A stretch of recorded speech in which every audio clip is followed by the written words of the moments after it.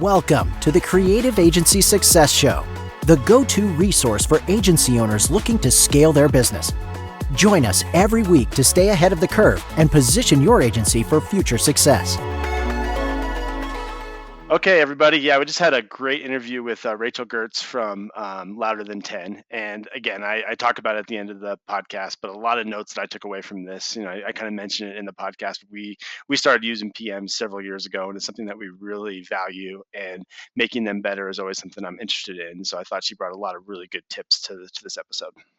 Yeah, I totally agree. Like I have things that I'm even thinking of for whenever I do a client onboarding and that I want to take back and start to implement just even for myself in my own processes. And I know that there are things that our clients are going to take away from this conversation with Rachel, because I feel like this is always typically an area where we can find efficiencies and improvements. So anytime that we can just kind of like grab from somebody's knowledge who's like in the weeds and the thick of it, we should absolutely take the time to do it. And I think Rachel gave some incredible advice for these roles within agencies.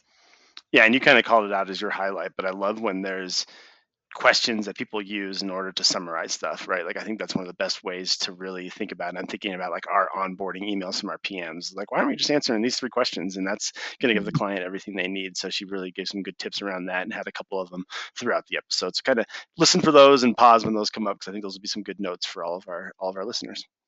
Yep, I totally agree. And then report back to us and let us know what you did implement from this episode, because I'd love to hear it, because I have full faith that you're going to take something away from this episode that you want to go take back to your team. Definitely. Hello, everybody. Welcome to today's episode. Very excited about today's guest. We have Rachel Gertz with Louder Than 10. So very excited to talk to her about all things agency life. But before we get to Rachel, we're also joined by a special guest host with Hannah. You hear Hannah from a couple of our other podcasts, but she's filling in for Jody today. So first, welcome to the show, Hannah. And then thanks. I started to show up in a Hawaiian shirt, like make everybody feel like, familiar, but I didn't have one in my closet to be able to show I don't up, either. That's too flattering to Jody if we're wearing Hawaiian shirts, so we try not to do that. That's right. All right, Rachel, so why don't you just start off by telling us a little about yourself, a little bit about your background and your company, and then we'll just take it from there. Yeah, thanks for having me today. It's excellent. Rachel Gertz, I'm the Director of Growth and Delivery at Louder Than 10, and our whole passion is helping folks run their projects with ease, and we do that through project management, operations training, and consulting. So we work specifically with digital agencies and creative studios, and also like creative teams that are inside of larger enterprise orgs where they almost have to treat the rest of their decision makers and stakeholders like clients. So that part is kind of key for us. Awesome. So just tell us a little bit about your background prior to working there. And so where'd you start, and how'd you kind of get into focusing on PM and ops? Yeah. So this has been like a lifelong thing. So like 15 years of this Louder Than 10, and entering into it, I actually have a background in teaching and education. So, and in just like psychology has been one of the other things that I'm passionate about. So when I started, it was like 2009, I think. And my then partner and business partner, Travis, we started freelancing on the road, and we took a Winnebago trip all the way around the United States before van life was a hashtag, before Instagram existed, which I know ages me a little bit. But while we were there, we were doing project management, freelancing, and design and development for clients, and working with digital agencies doing that.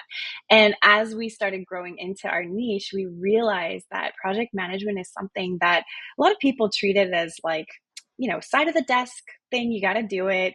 It's just like a must have, but there's so much nuance to it. My hope is that kind of by the end of today, everyone's going to fall in love with it a little bit. I see it as this opportunity to, treat like the team as the super glue that keeps everything together, right? It's the thing that ties ops and finance, project management, account management. All of these pieces come together to kind of guide and direct the company. You need to have folks that are savvy doing this stuff. And my passion is just looking at like how we get that work done in that space, and the softer side of it that makes it possible for us to run more ethical companies when we distribute the power that we have in projects to the right people at the right times. I Love it. love that. So, since you're so immersed in this space, are there common ailments that you see within project management teams across the agency space that you're like, yep, that's common. I've seen that before. Like, are there common themes across the space that you see often? Yeah, I'm sure y'all are so familiar with this, right? But it's like what you sell and what you deliver become fundamentally two different things, right? Mhm. Your client purchases project A, and then what you have to deliver ends up being project B because we didn't know what we didn't know at the beginning. Half of the understanding that comes from it is like realizing, oh, the way that we tackle this problem has to be different. So we sort of see that major shift happening. It's like an 80-20 rule, I'd say.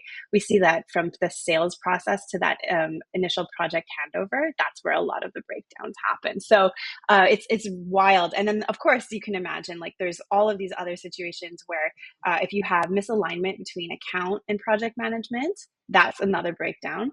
If you have it's like the gaps between the actual phases is where you're watching for all of these like in systems, right? Where the breakdowns happen, design and dev, and handovers to quality assurance, all of that, right? So yeah, I'd say hands down, if we can tackle the issue around sales to project management handover process first, you're going to see a big difference in the way that that team is able to deliver and how successful they can be. Yeah, it's funny. I think it's true in every industry, right? Like the communication between Right. departments is so important. Like I remember being an auditor at a restaurant and talking to one department, and they just have no clue what's happening in the new product development department. And it's like, well, you guys really should Yeah. be talking to each other. So now that you've identified that problem, let's get some solutions. So other than just like, hey, you guys have to talk to each other. Like, how can you make sure that all departments are speaking to each other? Yeah, for sure. So, I mean, specific to the project management, like the sales to project management handover area, what we often see is like what was sold is different than what gets delivered. And when I say that, what I'm often talking about is we're not spending enough time surfacing possible risk and opportunity in that sales process. We're just jumping to try to close the sale without getting to know the client, the need, their own business goals. I find it hilarious that when a lot of agencies like sign a new client, they can identify project goals, right? 1, 2, 3, they've got them listed out, but they don't actually know what the business wants to do. And so if those things are misaligned, you're basically taking them in the wrong direction and wasting their money. And that doesn't open up revenue streams for them, which then opens up more revenue streams for you as well, right? So that I find almost hilarious, but it's painful because it happens way too much. So it's not that funny actually. But yeah, that's one of the major areas. And then this other solutions that we noticed, just in the same way that that sales to PM process is rushed, oftentimes you'll see the same thing with like the onboarding process gets rushed. So I like to say the client should always understand these three things. Where are we? Where are we going? And are we okay? Right? If they know those things at all points in the project, things are going to go fairly well. It's when they start losing track of that and we're not communicating in a way that's like, I'm your point of contact. I'm going to make sure that I push back against things that will take us in the wrong direction. And that steady hand and that firm, direct way of managing scope, I think that part is really key. And so when you talk about time, a lot of times, especially in the sales process, because we talk about this a lot in terms of the sales cycle Yeah. extending, and you throw out time out there, and I feel like some people might immediately just kind of recoil at hearing like, oh, you're going to add more time to my sales process. But would you say that in getting these systems and operations like running smoothly, that at the end of the day that it helps, or are you truly looking at adding some more time and you just need to plan for that in your sales process? Or are you actually going to save time in the long run? Yeah. So I don't know if you've probably folks have heard these stats too, but I think I was reading something like enterprise clients are taking about a year to close now for our agency folks, which is an exorbitant amount of time having to go through the procurement process and all of that. So I'm not necessarily suggesting adding more time overall. I'm more using it to optimize. So for example, call number one, there's probably vetting criteria that you need to have in place right to begin with. You can score your clients from 1 to 4, and you know what those criteria are. Your whole team understands what those are.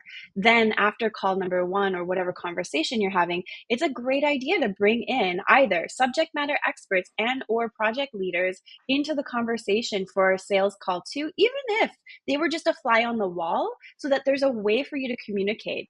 we have this way of talking about it where like you can use like on your keyboard, you can use like the pipe and the carrot to almost show like this is what a red flag is for the potential conversation, and mark it so that you can have a conversation internally about it, and then surface, are there other areas that we should be looking at? Because we just don't talk about things like new faces, right? New stakeholders showing up, or if they're new in their role and they're like, let's change the direction. Like that is something that's important. How they worked with somebody else before, how did that go?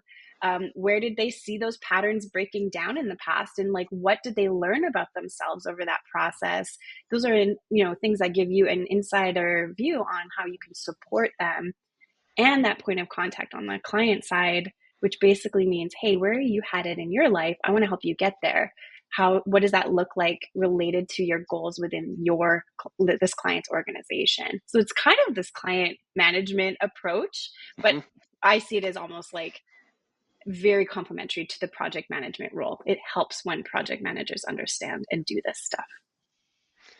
Yeah, no, I think that one of the things, and I want to get to this question a little bit later, but I have a question before it. But one of the things that I want to ask you about, so don't let me forget this, is I want to talk about like post-project discussions. I think a lot of those questions you talked about might come up in that. Okay, project's done. What could we have asked in the sales process that would have made this project go easier? Before I get to that, you mentioned the three questions of project management. So where are we? I think I understand that one. Where are we going? I think I understand that one. So I want to understand the third one a little bit better. Are we okay? Are we talking about, is the project okay? Is everything okay? Everything. Like what are we curious about here with this? Are we okay? Thank you for asking. So I mean, obviously there's the are we okay? Just like if we were going to assign a color to this project, red, green, yellow, what would those related colors represent? That's a simple way to get that sort of on track, off track. And I'm shocked again at how many agencies I hear don't do any kind of like, are we on or off with this direction? Then there's also like the individuals on the project. So the one thing is like, project managers do not have direct authority over anyone. They are accountable for project success only. So all of their influence and power is referential. It's like, hey, if you like me, we're going to do a great job together. So the best role of a project leader would be to get in there and actually support removing obstacles for their teammates. So checking in with their teammates to be like, what would make your week go more smoothly? Is there anything that I could do to have a conversation about with other PMs about other projects you're on to smooth out resourcing for you? So that type of treatment for teams. And then of course the client themselves, right? Like your point of contact. And then any other sort of voices in the shadows or those mystery voices that you would kind of see coming in from the background. We want to make sure that there's alignment there so that you're not going to have a situation where they're going to swoop and poop later and come and try and tank the direction on you. So that are we okay can come back to metrics, just like very simple qualitative and quantitative metrics around project success. It can come back to just like, we try to stray a little bit further away from utilization metrics only because there's like a really dark history around the scientific method and this carrot and stick management technique where the harder you work, the more you'd be rewarded. But if you weren't working hard enough, you would be punished as a worker back in like the early 1900s. And it was like punishment, like severe punishment. So our whole thing, not to get like too distracted, is try to decouple time and labor when possible and focus more on value and the design of the relationship, together. Yeah. So I ask one follow-up question here. Sorry, I just want to make sure. Okay, fine. On this Fine. I'll topic. So just so you know, like one of the things that we did very early on was we hired project managers as an accounting firm, and I don't think there's a ton of accounting firms that use project managers. Yeah. So I'm trying to think through telling my project managers these three questions. So I love the are you okay? I want to ask a little bit more about the where are we going before Hannah asks her follow-up question. So the where are we going, is it like the long-term goal, or is it the next steps, or what is that type of, how do you answer that question for the client? Where are we going? So where are we going? Again, it's like ensuring that project goals match business goals. It would be ensuring that we have the right people at the right times on the right things. It's like making sure that people know what their next day focus is, next week focus is, clarity on the month focus. Like all of that is just, it's around alignment again, right? So whether you're looking at like a kind of you could have a simple checklist to be like, where are we going? Did we ask all three of these questions or all four of these questions? Or if it's just simply a touch base with your team. But yeah, it's kind of like an umbrella theme for asking where are we going together, and it does relate to all the stakeholders and all of the goals. Makes sense. Okay. Okay, Yeah. is it my turn? Yes, your turn. Sorry. Okay. Nice. So, my question does relate to the three questions. I have a client specifically in mind that I'm thinking of, who Yeah. in their project management process they aligned very well on the very front Mm-hmm. end of the project. But now they've gotten to a milestone, and suddenly the client's not happy with how things are going. Like they've gotten misaligned at some point. So, are you also suggesting that your team keep up with this beyond the onboarding Yeah, process, like throughout the absolutely. actual project? Like, do you have milestones or points whenever you would recommend making sure you're keeping a pulse on those three questions throughout the process? Yeah. So again, like I would recommend, we have like an actual alignment exercise that's based on a matrix we call it the client fit matrix. So first of all, it'll let you like gut check your sales alignment with your actual delivery alignment, because everyone does it independently. And then you like talk about it and you go, oh, I put that client in the like better be a great client corner, versus someone else who's like, no, that isn't a like, don't even think about it category. It's like, well, why is that different, right? And the goal, trying to get them to move more towards aligned with goals and lower on the risk category. So that's like, if you ever got stuck, you could simply do that as an exercise to be like, whoa, are we okay here? But in terms of regular cadence, I would definitely be recommending like no less than once a week, we're checking in that alignment is working with the client, because they are, I mean, for all intents and purposes, like the best opportunity for us to create something together in collaboration. And when we don't treat them as like separate on the other side, and we're like bringing them into those conversations at regular intervals, it's a lot easier to course correct than it is to wait until we're like, hey, here we go, are you happy? And then they're like, no, that's not what we thought. There's probably 3 or 4 things that happened before that we could have potentially looked at as patterns in the relationship, different people on the team that might have recognized, oh yeah, I've seen this before, this has happened on different projects, or this client has done this 3 or 4 times, and get that alignment sooner and have a conversation about alignment.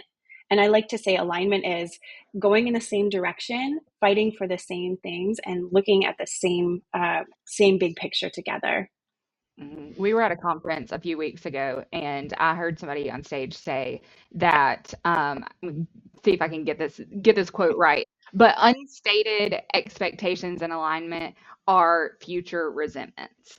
And I was like, that is so true. Like I've Nailed it. experienced that myself with client onboardings. Like I've Yeah. witnessed it through my clients with how they run their projects too. So those questions, are you having weekly meetings? Is that what that looks like? Everybody's in the same room and you're chatting through these things. How are y'all communicating this amongst your team? Yeah. And again, like I like to keep that as flexible as possible, because different teams function in different ways. If you're like all in person versus, hybrid or fully remote, you're going to have a different need and a different cadence for that. And you might have different like ways of setting up the meeting. So at minimum, I love the idea of doing like a team check-in, doing one like Monday mornings to kind of plan out the week. And then you can always sync on Fridays and just check in on how that week went. And or if it's like just breathing room for like, how are you feeling? How's your battery level? What do you need? Separate from the client, just like that team check-in. So yeah, like weekly cadence meeting format, again, how there's like the stand-up format, you can almost do that, but broaden it to be more of like a project related health set of questions. So what were you working on? What are you going to be working on? And do you have any blockers? Is just as relevant from a larger project perspective. And I think incorporating that, like, how are you feeling or how are you doing, is that extra element that's like so key to making sure we're not going to be leading that client astray. You could say something like, like, did you receive any clues this week about how the client is feeling or what they're needing? And were there any instances where you felt like what was communicated was not received, right? Because like communicating and receiving, totally different. And checking for understanding is so vital in that case. Mm-hmm. Yeah, I love the way you're framing questions to be asking and really guiding these conversations to make sure we get the right answers. So I love the way you're really setting up the plate. So I guess my question to you now is and this is I think a question that's pretty common in the industry is okay, so we're having these meeting check-ins, we're having constant times where we're kind of checking in of where the project's going. At what point, and maybe this is what you talked about with account management, but what if things change? What if the thing has changed so much that we need to go back and Yeah. rescope it and have a conversation about money? Is that something that you'd expect the PMs to have, account managers to have? Do you want to bring sales back in at that point? Like, when do you make those changes and who do you bring in? Yeah, that's a great question. I think, so again, I'm going to say it depends on the organization because different folks have different people in charge of these things. But I think that it can and could continue to be the project manager's job to always surface alignment. And there should be almost like this waterline on when do we bring it up to the next person. Like, so for example, if you were running a project with your client and you were the project lead on that project, and say you started noticing that there was some misalignment and the project was going off in a slightly different direction, that project manager should have the autonomy, the mastery, and the purpose to be able to actually have that hard conversation with the client. And I would always say that they probably want to be responsible for bringing that back to the next person that's going to be impacted by that. Do you impact the direction? Are you impacted by the direction of that project? Then yes, you should probably be pulled in. When it comes to it though, like getting that sort of chain of communication set up, if you can manage it, it's like you're going to that person. Say you're going to communicate that to your account manager. You're going to that person and saying, here's what happened, here's how I responded, and here's what's going to happen next. Not here's a problem. Hmm. What do you think? Right? So Yeah. kind of trying to do whatever you can to create that alignment before sharing the information, and then just saying like, is there anything that you want me to keep my eye on from your angle, and that can kind of create that positive direction. So in terms of rescoping, so I think again, it depends on how you sell a project. Because my whole thing is like, if you sell a project with the intention that it's probably going to change, unless it's cookie cutter and you've done it a million times the exact same way, design it to be able to change. That usually means that instead of a fixed bid project, like you're just going to charge, 100,000, then maybe you're looking at doing a sprint rate, or you're doing a day rate, or you're doing something with time in some way that gives you flexibility and adaptability. And then you're using that time with clients to help prioritize the features and or goals and outcomes that they want to achieve with you, so that you can always look at, hey, we're doing this, but if you want to be doing more of that because we learned something, we can change direction, move in that direction, get rid of these features, but we're gonna have to look at like, how much more time do we want to spend getting ramping up, because you're there is that like knowledge onboarding period that you really need, right? It takes more time to get there. And that goes back to the where are we going, right? The where are we going? And if Yeah. that where are we going is changing, then yeah, we need to talk about either price or knocking some things off. Like, yeah, you wanted A, B, C. If now you want D, we probably can still get Yeah. you C, but A and B are going to be off the table. Is that okay? Yeah. Or is this Yeah. price okay? And I think that's something we try to do as well. Is we want to make sure that the people that own the client relationships are the ones having those conversations. I find Yeah. it weird to bring in a salesperson when you've had a relationship with someone for 9 months and be like, okay, now that you're changing services, Hey, let's bring the stranger. salesperson back in. Yeah, let's just Yeah. enable our people, empower our people to have those conversations. Exactly. Yeah, I totally agree with you. And I love the idea that like maybe a salesperson might just be checking in to be like, hi, how are you? How are things Right, account going? management type But stuff. Yeah. yeah, exactly. But just, yeah, in terms of that ownership, I do think you need that autonomy from either the PM, or if it is a client account manager, then keeping it that consistency. Well, and speaking of time, one thing that comes up for me a lot with my clients is billability of Yeah. these roles, and just how sometimes it's just hard to swallow in terms of a lot of my clients know they need the role. They know that they are Yeah. necessary, but it's hard from an overhead perspective because typically it's hard to get them as billable as they really want Yeah. them to be in the process. Do you have any recommendations for agencies that might be struggling to get their PMs, AMs billable? And how would you recommend that they go about improving that? Yeah, I think, I mean, if you look at it and you say, would the project be able to be successful without this person doing this work? It's billable, right? It needs to be billed in a way that is actually going to help you meet the project objectives.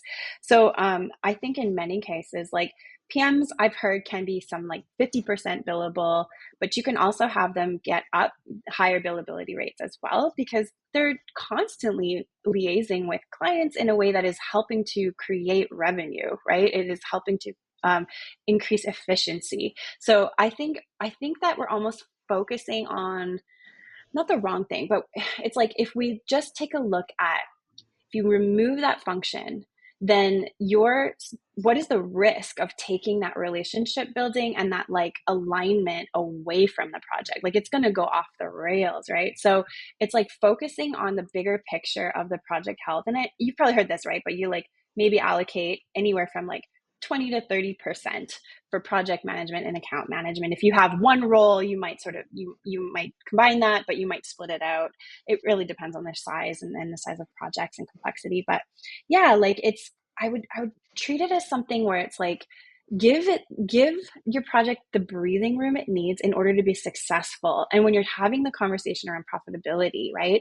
I've read that projects where you bring a project manager on, you're going to see an increase of like 15% to your net project margin and your net billable because of how much they're able to streamline and remove cruft from just not being able to communicate across those departments. Yeah, I think it's no secret that like if you're charging for PM time no matter what. So like I've talked to clients Yeah, like, oh no, we don't track PM time, we're not charging for it, but they charge $300 an hour. I'm like, well, guess you're what? charging for You're charging it. for it. Yeah, Or no, we track exactly. all of our PM time and we charge for it, like then it's 150 an hour. It's like, yeah, definitely you're finding a way to charge for it no matter what. So that is important. So Exactly. I'm Yeah. getting back to the question I promised you earlier. So let's talk about post-project Yeah. evaluation. So what is your beliefs about how much of this needs to be done and how important it is and kind of the timing? And again, would love some more of your questions that you've kind of thrown out there already. Like what type of Oh, questions should be asked in order to make sure we have a effective post-project yeah. meeting? So the whole reason we do continuous improvement and we do our project retros or postmortems is because we want to learn and we want to do things differently in the future, right? It's going to help the team galvanize around patterns and new opportunities. So it's things like setting a window where we actually celebrate the closing of the project and having clarity around what does a project close look like, because if nobody knows when the end is, right, then the client's like, oh, hey, I still need XYZ. And then people are like, well, you're going to deliver that? Or like, what, are we done? So having clarity, first of all, what does close mean? Then I love the idea of, and this is my personal preference, but like set 2 meetings and they don't have to be long. You could like do an hour or something like that. Sit down your internal team and have like a lessons learned session. It should be really fun and light where you are able to talk about the highlights of the project. If you look backward in time at the duration and just like kind of noting where did things start to fall apart. And there's this whole concept around first stories versus second stories. It's like an engineering term, but the idea being instead of it being a people problem, like, oh, you messed up. Like, look at how terrible you did. Well, what was the system like that enabled that failure to happen? What did we miss? How could we go back? And if we were able to fix that problem in the future, what would that part look like? And just spending a little bit of time talking about the highs and the lows for that project, and like celebrating the fact that you've got to, there's so many people that just rush to the finish line, right? It's like, okay, we're done, next one. But like that's where you see people surfacing like how they really feel about the project, which then relates to understanding what project or employee turnover rates are. And I think in our industry, it's like at an average of like 15%. And it's a little higher than the average industry or general industry rate, which is like 10%. So if we can lower turnover, right, like that's savings, massive amounts of savings, especially if it's like mid to senior level staff, right? Most expensive resource that we have. So having that opportunity to just surface how people are doing, again, checking in, really vital to the health of the organization. And I think too, like giving people a chance to speak to like, what is one idea that you have that would help make future projects like just more repeatable or more bigger opportunity to stretch stretch out bigger revenue for the client? How could we shorten cycle time so that things don't take quite as long to complete, or like we can remove delays? And then the key in this, right, is we have to have a way to share this back with a larger team or the actual company, because if this gets lost in our project, we just talk about it that one time. Like, Yeah. what was the point, right? That's right. Yeah. So I think that you can do a fun way of doing this where, like, if you have learning built into your teams and people do project launches, then you don't maybe have to do this for every single project. But when you're starting to like put a couple patterns together, maybe you do like, a 3 to 7 slide pictures only. And it's like, one person gets up and is like, okay, here's what we learned. Here's the takeaways. And then it's like, writing down a thing is not learning a thing, right? Like actually getting that integrated and people thinking differently about stuff, that's when you notice change is going to happen. So that way of communicating in which you could have that information pulled out of the delivery team would be incredible. I know there's been plenty of times that I've been a part of like client onboardings or projects or whatever that is. And like, there's so many times that I've mentally said to myself, man, lesson learned.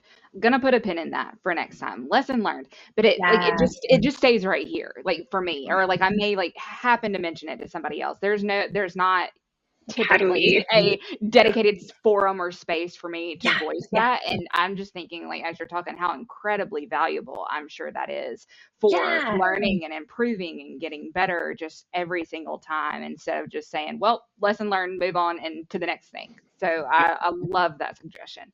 I think where it comes up the most often is like when things are really bad, like a lot of times those things do like go around. Okay, we're never going to do this again. Like that's when it comes out. But a lot of times when it's really good, those things don't get around as enough. Or if it's just like, this was kind of bad and it kind of annoyed me on this account, like those things never make their way around or make those way to like the changing the way you're doing things. And so I think that's a really good point, is like, no matter what, when you have that postmortem, make sure that you walk away with, okay, what are we going to do? What behaviors are we going to change? Because sometimes the answer might be none. Like we didn't learn anything to change our behaviors on this one, but I do think having that is key. So I love you brought that up, Anna, because it's like, how often we have that, like, oh, put a pin in that, like that pin just like disappears or gets lost and you step on it later, that type of thing.